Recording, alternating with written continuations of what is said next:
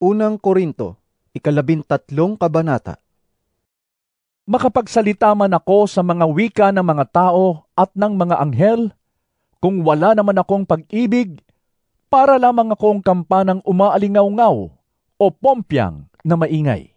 Kung ako man ay may kakayahang magsalita ng mensahe mula sa Diyos at umunawa sa lahat ng hiwaga, kung nasa akin man ang lahat ng kaalaman at lahat ng pananampalataya, ano pat nakakapagpalipat ako ng mga bundok?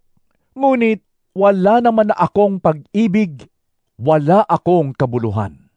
At kung ipamigay ko man ang lahat ng aking mga ari-arian at ialay ang aking katawan upang sunugin, ngunit wala naman akong pag-ibig, wala rin akong mapapala.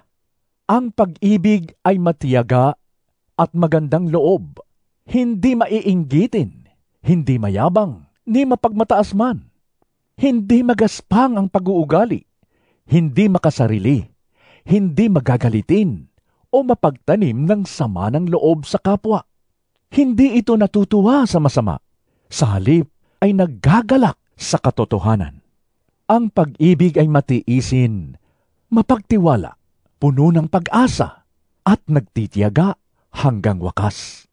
Matatapos ang kakayahang magsalita ng mensahe mula sa Diyos, titigil rin ang kakayahang magsalita sa iba't ibang mga wika, at lilipas ang kaalaman, ngunit ang pag-ibig ay walang katapusan. Hindi pa ganap ang ating kaalaman, at hindi rin ganap ang kakayahan nating magsalita ng mensahe mula sa Diyos. Ngunit pagdating ng ganap, maglalaho na ang di ganap. Noong ako'y bata pa, ako'y nagsasalita, nag-iisip at nangangatuwirang tulad ng bata.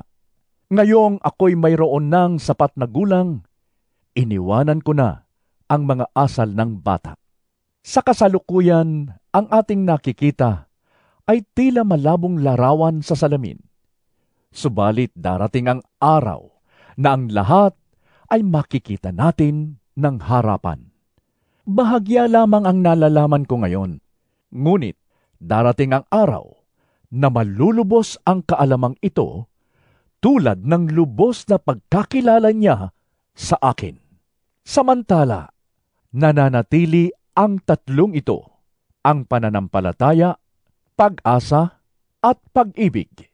Ngunit ang pinakadakila sa mga ito ay ang pag-ibig.